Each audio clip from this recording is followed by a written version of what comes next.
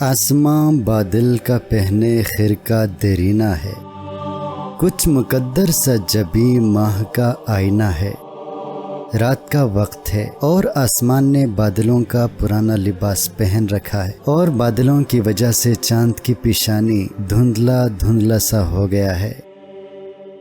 چاندنی پھیکی ہے اس نظارے خاموش میں، صبح صادق سو رہی ہے رات کی آغوش میں۔ اس خاموش نظارے میں چاند کی روشنی پھیکی پڑ گئی ہے، کیونکہ صبح صادق قریب ہے، لیکن فی الحال صبح صادق رات کی آغوش میں محو خواب ہے۔ کس قدر اشجار کی حیرت فضا ہے خاموشی، بربط قدرت کی دھیمی سی نوا ہے خاموشی۔ تمام درختوں پر خاموشی کا علم طاری ہے۔ اس خاموشی میں انسان کی حسرت میں اضافہ ہوتا ہے۔ اس خاموشی کو دیکھ کر یوں محسوس ہوتا ہے جیسے یہ قدرت کا ایک دھیما سا نغمہ ہے جو مدھم سروں میں جہاں کو مدہوش کر رکھا ہے، اور ہر چیز خاموشی سے اس ساز کو سننے میں محو ہے۔ باطن ہر ذرے عالم سراپا درد ہے، اور خاموشی لب ہستی پہ آہ سرد ہے۔ ایسا محسوس ہوتا ہے کہ جیسے اس جہاں کا ہر ذرہ رنج و غم میں ڈوبا ہوا ہے۔ یہ خاموشی دراصل فطرت کی آہ سرد ہے۔ آہ جلان گاہ عالمگیر یعنی وہ حصار، دوش پر اپنے اٹھائے سینکڑوں صدیوں کا بار۔ میرے سامنے بادشاہ عالمگیر کا پناہ گاہ ہے، جس نے صدیوں کا بوجھ اپنے کندھوں پر اٹھا رکھا ہے، یعنی یہ قلعہ صدیوں پرانا ہے۔ زندگی سے تھا کبھی معمور اب سنسان ہے، یہ خاموشی اس کے ہنگاموں کا گورستان ہے۔ یہ قلعہ کسی زمانے میں زندگی کی چہل پہل اور رونق سے بھرا ہوا تھا، اور اس کی رگ رگ میں زندگی کے آثار نظر آتے تھے، لیکن اب بالکل ویران و سنسان بن چکا ہے۔ اپنے سکان کوہن کی خاک کا دل دادا ہے، کوہ کے سر پر مثال پاسباں استادہ ہے۔ یہ قلعہ اپنے پرانے باشندوں کی خاک کا عاشق ہے۔ ان کی قبریں اس قلعے کے اندر بنی ہوئی ہیں، اور پہاڑ کی چوٹی ایک پہرےدار کی طرح سر پر کھڑا ہے۔ ابر کے روزن سے وہ بالائے بام آسماں، ناظر عالم ہے نجم سبز فام آسماں۔ آسمان میں بادلوں کے درمیان سوراخ نظر آتے ہیں، اور ان سوراخوں میں سے سبز لباس میں موجود ستارہ نجم آسمان کی بلندیوں کو دیکھ رہا ہے۔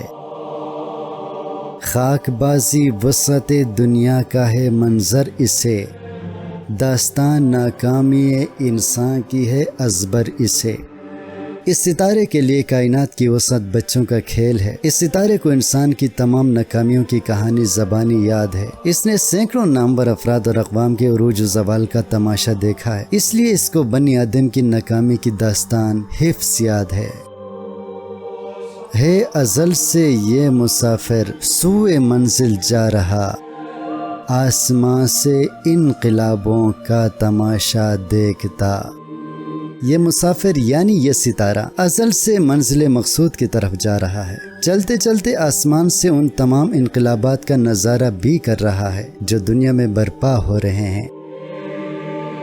گو سکوں ممکن نہیں عالم میں اختر کے لیے، فاتحہ خوانی کو یہ ٹھہرا ہے دم بھر کے لیے۔ اگرچہ ستاروں کا مقدر سفر ہے اور انہیں کسی جگہ مستقل قیام کی اجازت نہیں ہے، البتہ یہ ستارہ مرنے والوں کی فتح خوانی کے لیے ذرا دیر کو رک گیا ہے۔ رنگ و آب زندگی سے گل بداماں ہے زمین، سینکڑوں خوں گشتہ تہذیبوں کا مدفن ہے زمین۔ حق یہ ہے کہ یہ دنیا زندگی کی دل فریبیوں سے معمور ہے، گویا اس زمین کا دامن زندگی کی تازگی اور شادابی والے پھولوں سے بھرا ہوا ہے۔ زمین کی آبوتاب اس زمین کی رونق ہے، اور زندگی کی چمک دمک سے زمین کا دامن بھرا ہوا ہے۔ ان سب رونقوں کے ساتھ ساتھ زمین ایسے قبرستان کی حیثیت بھی رکھتی ہے جس میں اب تک سینکڑوں قومیں اور تہذیبیں برسر عروج آ چکی اور ختم ہو چکی ہیں۔ خوابگاہ شاہوں کی ہے یہ منزل حسرت فضا، دیدہ عبرت خراج اشک گلگوں کر ادا۔ حسرت اور کرب کو بڑھانے والی یہ منزل یعنی قبرستان بادشاہوں کے سونے کی جگہ ہے۔ یہ قلعہ قطب شاہی خاندان کے بادشاہوں کی آخری آرامگاہ ہے۔ اے عبرت حاصل کرنے والی آنکھ، تجھے یہاں خون کے آنسو رونے کا خراج پیش کرنا چاہیے۔ ہے تو گورستان مگر یہ خاک گردوں پایا ہے، آہ ایک برگشتہ قسمت قوم کا سرمایہ ہے۔ بے شک یہ ایک قبرستان ہے، لیکن اس کی مٹی کو آسمان کا رتبہ حاصل ہے، کیونکہ یہاں ایک بدقسمت قوم کے نامور بادشاہ سو رہے ہیں۔ یہ قبرستان ایک ایسی قوم کی دولت ہے جس کی قسمت الٹ گئی ہو۔ مقبروں کی شان حیرت آفری ہے اس قدر، جنبش مژگان سے ہے چشم تماشا کو خضر۔ ان مزارات کی شان و شوکت اس حد تک حیرانی پیدا کرتی ہے کہ دیکھنے والوں کی آنکھیں پلک جھپکنے سے بھی احتراز کرتی ہیں، یعنی مسلسل ان مزارات کو تکتی رہتی ہیں۔ کیفیت ایسی ہے ناکامی کی اس تصویر میں، جو اتر سکتی نہیں آئینہ تحریر میں۔ ان مقبروں میں انسان کی ناکامی کی تصویر ایک ایسی کیفیت ہے جسے صرف محسوس کیا جا سکتا ہے، الفاظ کے ذریعے بیان نہیں کیا جا سکتا۔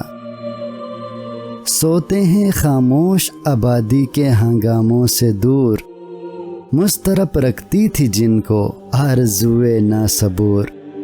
وہ بادشاہ جنہیں ان کی پوری نہ ہونے والی تمنائیں بے تابو بے چین رکھتی تھی، اب مرنے کے بعد شہروں اور آبادیوں سے دور ان مقبروں میں خاموشی سے سو رہے ہیں۔ قبر کی ظلمت میں ہے ان آفتابوں کی چمک، جن کے دروازوں پہ رہتا ہے جبین گستر فلک۔ آج وہ آفتاب یعنی بادشاہ کہ جن کی چوکھٹ پر آسمان سجدے کیا کرتا تھا، وہ بادشاہ اب صرف قبر کے اندھیرے میں چمک رہے ہیں۔ کیا یہی ہے ان شاہنشاہوں کی عظمت کا مآل، جن کی تدبیر جہاں بانی سے ڈرتا تھا زوال؟ جن شاہنشاہوں کی ملکداری اور نظم و نسق کی تدبیروں سے خود زوال خوف کھاتا تھا، کیا ان کی عظمت اور برتری کا انجام یہی ہے؟ اور کیا زندگی کا یہی انجام ہے کہ انسان کچھ عرصے تک اس دنیا میں ہنگامہ برپا کر کے قبر کی آغوش میں چلا جائے؟ روب فافوری ہو دنیا میں کہ شان قیصری، ٹل نہیں سکتی غنی میں موت کی یورش کبھی۔ سچ یہ ہے کہ دنیا کا بڑے سے بڑا بادشاہ غفور چین ہو یا قیصر روم، موت کے حملے کی تاب نہیں لا سکتا۔ یہ بات حق ہے کہ موت کے لٹیرے کا حملہ ٹل نہیں سکتا۔ موت کا لٹیرا زندگی کا خزانہ لوٹ کر ہی دم لیتا ہے۔ نہ چین کے شہنشاہ کا روب اس پر کوئی اثر ڈالتا ہے، نہ روم کے تاجدار کی شان ہی اسے روکنے میں کامیاب ہو سکتی ہے۔ بادشاہوں کی بھی کشت عمر کا حاصل ہے گور، جادہ عظمت کی گویا آخری منزل ہے گور۔ عام لوگوں کی طرح ان بڑے بڑے بادشاہوں کی زندگی کی کھیتی کا پھل بھی قبر ہے۔ انسانی زندگی کو اگر عظمت و بڑائی کی ایک سڑک قرار دیا جائے تو اس سڑک کی آخری منزل بھی قبر ہی ہے، یعنی سب مرتے ہیں اور عظیم الشان انسان بھی آخر قبر ہی میں سو جاتے ہیں۔ شورش بزم طرب کیا عود کی تقریر کیا، درد مندان جہاں کا نالے شبگیر کیا۔ یہ اولو العزم بادشاہ جو اب قبروں میں سو رہے ہیں، ان کو نہ عیش و عشرت یا راگ رنگ کی محفلوں کے ہنگامے جگا سکتے ہیں، نہ ہی اود جیسے ساز موسیقی کے نغمے، نہ ہی ان درد مندوں اور مصیبت زدوں کی رات میں کی جانے والی نالہ و فریاد ہی انہیں اس ابدی نیند سے جگا سکتی ہے۔ عرصہ پیکار میں ہنگامہ شمشیر کیا، خون کو گرمانے والا نعرہ تکبیر کیا۔ ان بہادروں کو اب میدان جنگ میں تلوار کے ہنگامے اور خون کو گرما دینے والا نعرہ تکبیر بھی بیدار نہیں کر سکتا۔ اب کوئی آواز سوتوں کو جگا سکتی نہیں، سینہ ویراں میں جان رفتہ آ سکتی نہیں۔ غرض یہ کہ کسی بھی طرح کی آواز ہو لیکن ان سونے والوں کو جگا نہیں سکتی، جو سینے جان نکل جانے کے باعث اجڑ چکے ہیں ان میں پھر سے جان واپس نہیں آ سکتی۔ جو شخص ایک مرتبہ مر گیا قیامت تک پھر زندہ نہیں ہو سکتا۔ روح مشت خاک میں زحمت کش بیداد ہے، کوچے گردنے ہوا جس دم نفس فریاد ہے۔ انسان کی روح خاک کی مٹی یعنی جسم میں مظالم برداشت کر رہی ہے۔ زندگی انسان کے لیے مصیبتوں کا گھر ہے۔ اس کی مثال بانسری کی سی ہے کہ جب سانس کی ہوا بانسری میں داخل ہوتی ہے تو یہی ہوا فریاد اور نغمے میں بدل جاتی ہے۔ بالکل اسی طرح انسان کے جسم میں جب تک سانس کی آمد و رفت جاری رہتی ہے وہ سراپا فریاد ہی بنا رہتا ہے۔ زندگی انسان کی ہے مانند مرغ خوش نوا، شاخ پہ بیٹھا کوئی دم چہچہایا اڑ گیا۔ انسان کی زندگی بہت مختصر ہے۔ یہ اس میٹھے گیت گانے والے پرندے کی طرح ہے جو کسی شاخ پر آ کر بیٹھتا ہے، چند لمحوں کے لیے نغمے گاتا ہے اور اڑ جاتا ہے۔ آہ کیا آئے ریاض دہر میں ہم کیا گئے، زندگی کی شاخ سے پھوٹے کھلے مرجا گئے۔ افسوس کہ ہم دنیا کے اس باغ میں تھوڑی دیر کے لیے آئے اور چلے گئے۔ ہماری زندگی تو اس کلی کی مانند مختصر ہے جو آج شاخ سے نکلتی ہے، کل پھول بنتی ہے اور پرسوں مرجھا جاتی ہے۔ موت ہر شاہو گدا کے خواب کی تعبیر ہے، اس ستم گر کا ستم انصاف کی تصویر ہے۔ بادشاہ ہو یا فقیر، ہر ایک کی زندگی کے خواب کی تعبیر موت ہے، یعنی سب کے لیے مرنا لازم ہے۔ یہ موت ہے تو ستمگر یعنی موت لطف زندگی کا خاتمہ کر دیتی ہے، لیکن اس کے ستم میں بھی انصاف کا پہلو پوشیدہ ہے، اور وہ یہ کہ کسی کے ساتھ رعایت نہیں کرتی۔ اس کی حکومت میں شیر اور بکری سب ایک گھاٹ میں پانی پیتے ہیں۔ یہ چھوٹے بڑے کی رعایت نہیں کرتی، اس کی نظر میں چھوٹے بڑے سب برابر ہیں۔ سلسلہ ہستی کا ہے ایک بحر ناپیدا کنار، اور اس دریائے بے پیاں کی موجیں ہیں مزار۔ زندگی ایک ایسا وسیع سمندر ہے جس کا کنارہ نظر نہیں آتا۔ اس وسیع سمندر میں لاکھوں موجیں ابھرتی رہتی ہیں، یعنی ان گنت لوگ پیدا ہوتے اور مرتے ہیں، گویا قبریں اسی اتاہ سمندر کی موجیں ہیں۔ اے ہوس خون رو کے ہے یہ زندگی بے اعتبار، یہ شرارے کا تبسم یہ خس آتش سوار۔ دنیا میں بہت عرصے تک جینے کی خواہش کو خون کے عنصر ہونا چاہیے کہ زندگی ناقابل اعتبار اور بہت جلد ختم ہونے والی ہے۔ ہم خوب جانتے ہیں کہ زندگی کا انجام موت کی صورت میں ملتا ہے، اس کے باوجود ہر شخص جینے کی ہوس کرتا ہے۔ ناپیداری کے اعتبار سے دیکھا جائے تو معلوم ہوگا کہ زندگی شرارے کی مسکراہٹ ہے یا اس تنکے کی مانند ہے جو آگ کی لپیٹ میں آ چکا ہے۔ چاند جو صورتگر ہستی کا ایک اعجاز ہے، پہنے سے مابی قبا محو خرام ناز ہے۔ اب چاند کو دیکھ لیجئے، یہ زندگی کو پیدا کرنے والی ہستی اللہ تعالیٰ کا معجزہ ہے۔ یہ کس قدر حسین ہے، اس کا وجود قدرت خداوندی کی دلیل ہے کہ زمین سورج کے گرد گردش کر رہی ہے اور یہ چاند زمین کے گرد گردش کر رہا ہے۔ اس کے باوجود کبھی کسی اجرام فلکی سے متصادم نہیں ہوتا۔ چرخ بے انجم کی دہشتناک وسعت میں مگر بے کسی اس کی کوئی دیکھے ذرا وقت سحر۔ لیکن صبح کے وقت جب دہشتناک حد تک آسمان پر کوئی ستارہ نہیں ہوتا، اس وقت اس چاند کی بے کسی پر کوئی تو نظر ڈالے۔ ایک ذرا سا ابر کا ٹکڑا ہے جو مہتاب تھا، آخری آنسو ٹپک جانے میں ہو جس کی فنا۔ وہی چاند جو رات کو خوب چمک رہا تھا، ستاروں کی جھرمٹ میں بڑی شان کے ساتھ جلوہ گر تھا، اب صبح کے وقت یوں لگتا ہے جیسے وہ بادل کا ایک چھوٹا سا ٹکڑا ہو اور جس کی فنا آخری آنسو ٹپک جانے میں ہو۔ گو بارش کا آخری قطرہ ٹپک جانے پر بادل ختم ہو جاتا ہے۔ کچھ یہی کیفیت چاند کی ہے کہ ادھر سورج مکمل طور پر طلوع ہوا، ادھر چاند غیب۔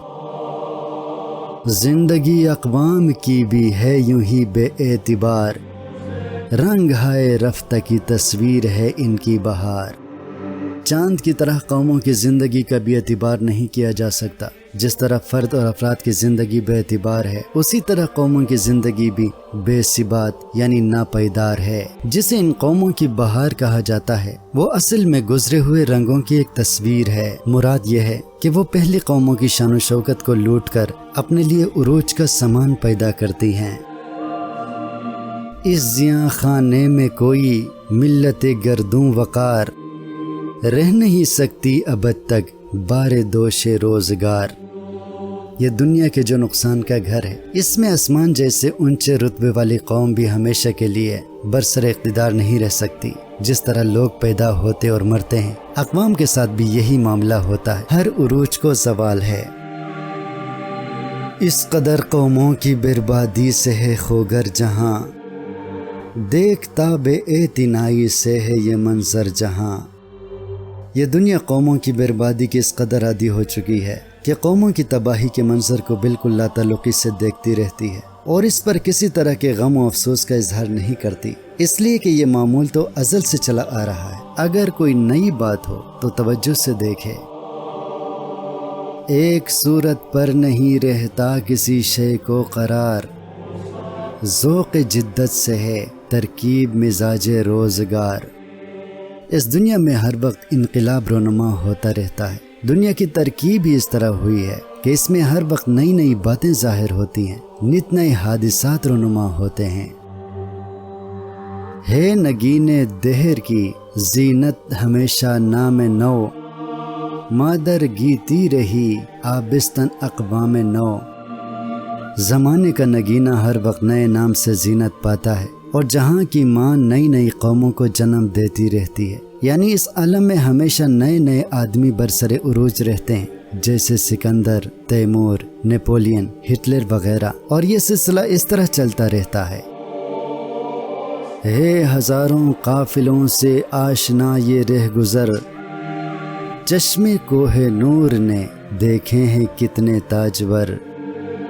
دنیا کی گزرگاہ ہزاروں قومیں دیکھ چکی ہے، اس جہاں میں آج تک ہزاروں قومیں برسر عروج آ چکی ہیں۔ کوہ نور ہیرا کتنے ہی بادشاہوں کے تاج کی زینت بن چکا ہے۔ مصر و بابل مٹ گئے باقی نشان تک بھی نہیں، دفتر ہستی میں ان کی داستان تک بھی نہیں۔ مصر اور بابل کی عظیم الشان سلطنتیں مٹ گئیں، آج ان کے آثار تک موجود نہیں۔ آج زندگی کے دفتر میں ان کی کہانی ڈھونڈنے سے بھی نہیں ملتی۔ آدبایا مہر ایران کو اجل کی شام نے، عظمت یونان و روما لوٹ لی ایام نے۔ ایران کی عظمت کے سورج کو موت کی شام نے دبوچ لیا۔ زمانے نے یونان اور روما کی شان و شوکت کو بھی لوٹ کر خاک میں ملا دیا۔ آہ مسلم بھی زمانے سے یوں ہی رخصت ہوا، آسمان سے ابر آزاری اٹھا برسا گیا۔ مسلمان بھی گزشتہ قوموں کی طرح دنیا سے رخصت ہو گئے۔ جیسے آسمان پر بہار کے موسم میں ایک بادل آتا ہے، برستا ہے اور چلا جاتا ہے، یہی مثال مسلمانوں کی ہے۔ رگے گل صبح کے اشکوں سے موتی کی لڑی، کوئی سورج کی کرن شبنم میں ہے الجھی ہوئی۔ پھول کی شاخ صبح کے آنسوؤں یعنی شبنم کے قطروں کے باعث موتیوں کی لڑی معلوم ہوتی ہے۔ شبنم کے قطروں کو چمکتا ہوا دیکھ کر یوں محسوس ہوتا ہے جیسے سورج کی شعاع شبنم میں الجھ کر رہ گئی ہے۔ سینہ دریا شعاعوں کے لیے گہوارہ ہے، کس قدر پیارا لب جو مہر کا نظارہ ہے۔ دریا کا سینہ سورج کی شعاعوں کے لیے گہوارے کا کام دیتا ہے۔ سینے دریا پر شعاعیں کھیل رہی ہیں۔ ندی کے کنارے سورج کا منظر کس قدر خوبصورت معلوم ہوتا ہے۔ محو زینت ہے صنوبر، جوئے بار آئینہ ہے، غنچۂ گل کے لیے باد بہار آئینہ ہے۔ یوں لگتا ہے جیسے صنوبر کا درخت اپنی آرائش میں مصروف ہے اور بہتی ہوئی ندی اس کے لیے آئینے کا کام دے رہی ہے، جبکہ بہار کی زندگی بخش ہوا پھولوں اور غنچوں کے لیے آئینے کا کام کرتی ہے۔ نارزن رہتی ہے کوئل باغ کے کاشانے میں، چشم انسان سے نہاں پتوں کی عزلت خانے میں۔ باغ میں کوئل انسان کی آنکھوں سے چھپ کر اور پتوں میں بیٹھ کر گانا گانے میں مصروف رہتی ہے، اور بلبل مطرب رنگین نوائے گلستان، جس کے دم سے زندہ ہے گویا ہوائے گلستان۔ گلستان میں رنگین نغمے گانے والی اس بلبل کی وجہ سے گلستان کی فضا میں زندگی کے آثار نظر آتے ہیں۔ عشق کے ہنگاموں کی اڑتی ہوئی تصویر ہے، خامہ قدرت کی کیسی شوخ یہ تحریر ہے۔ یہ بلبل عشق کی اڑتی ہوئی تصویر ہے، اور قدرت کے قلم نے یہ کتنی شوخ عبارت لکھی ہے۔ باغ میں خاموش جلسے گلستان زادوں کے ہیں، وادی کوہسار میں نعرے شباں زادوں کے ہیں۔ باغ میں پودے اور درخت بالکل چپ چاپ کھڑے ہیں، اور پہاڑ کی وادیوں میں گڈریوں کے لڑکے کھیل کود میں مصروف ہیں اور نعرے لگا رہے ہیں۔ زندگی سے یہ پرانا خاکداں معمور ہے، موت میں بھی زندگانی کی تڑپ مستور ہے۔ یہ پرانا خاکداں یعنی قلعہ زندگی سے بھرپور ہے، گو اس قلعے میں رہنے والے موت کا شکار ہو چکے ہیں، لیکن اس کے باوجود یہاں موت کے پردے میں زندگی کی تڑپ چھپی ہوئی ہے۔ پتیاں پھولوں کی گرتی ہیں خزاں میں اس طرح، دست طفل خفتہ سے رنگین کھلونے جس طرح۔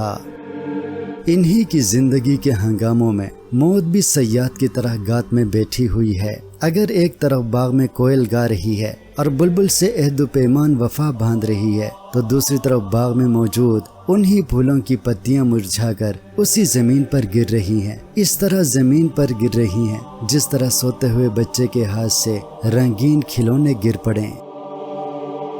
اس نشاط آباد میں گو عیش بے اندازہ ہے، ایک غم یعنی غم ملت ہمیشہ تازہ ہے۔ عیش و شادمانی کی زندگی میں اگرچہ خوشی کے بے اندازہ سامان جمع ہے، لیکن یہ بے اندازہ عیش میرے دل سے ملت اسلامیہ کی بربادی کے غم کو دور نہیں کر سکتا۔ ملت اسلامیہ کے تنزل اور بربادی کا غم ہمارے دلوں میں ہمیشہ زندہ رہنے والا غم ہے۔ دل ہمارے یاد عہد رفتہ سے خالی نہیں، اپنے شاہوں کو یہ امت بھولنے والی نہیں۔ ہمارے دلوں میں اپنی قوم کی عظمت کی داستان ہنوز تازہ ہے، اور ہم اپنے نامور اور عادل بادشاہوں کو کبھی فراموش نہیں کریں گے۔ اشک باری کے بہانے ہیں یہ اجڑے بام و در، گریہ پہ ہم سے بینا ہے ہماری چشم تر۔ یہ سارے قدیمہ ہمارے لیے عبرت کے سامان مہیا کرتے ہیں، اور جب ہم اپنی قوم کی بربادی پر آنسو بہاتے ہیں تو ہماری آنکھ بینا ہو جاتی ہیں، یعنی ہمارے اندر اصلاح کا جذبہ پیدا ہو جاتا ہے۔ گویا ہماری آنسوؤں سے بھیگی ہوئی آنکھ مسلسل رونے کی وجہ سے دیکھنے کے قابل ہے۔ دہر کو دیتے ہیں موتی دیدہ گریاں کے ہم، آخری بادل ہیں ایک گزرے ہوئے طوفان کے ہم۔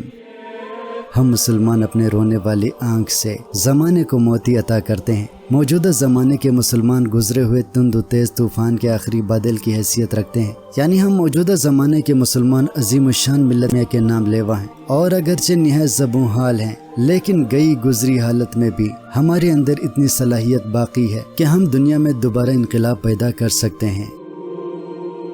ہے ابھی صدہا گوہر اس ابر کی آغوش میں، برق ابھی باقی ہے اس کے سینائے خاموش میں۔ اس بادل کی گود میں اب بھی سینکڑوں موتی باقی ہیں، اس کے خاموش سینے میں اب بھی بجلیاں چھپی ہوئی ہیں۔ وادی گل خاک صحرا کو بنا سکتا ہے یہ، خواب سے امید دہقاں کو جگا سکتا ہے یہ۔ مسلمان اب بھی بیاباں کی خاک کو پھولوں کی وادی بنا سکتا ہے۔ ہمارے اندر اس قدر خوبیاں ہیں کہ ہم خاک صحرا کو چمن میں تبدیل کر سکتے ہیں، ہم غفلت کی گہری نیند سونے والوں کو جگا سکتے ہیں۔ ہو چکا گو قوم کی شان جلالی کا ظہور، ہے مگر باقی ابھی شان جمالی کا ظہور۔ اگرچہ مسلمان قوم کی شان جلالی یعنی تلوار سے دنیا کو فتح کرنے کی شان ظہور ہو چکی ہے، اب شان جمالی کا ظہور باقی ہے۔ اب مسلمان اپنے حسن اخلاق سے دنیا کو فتح کریں گے۔ حضور پاک کی زندگی شان جلال اور شان جمال سے معمور ہے۔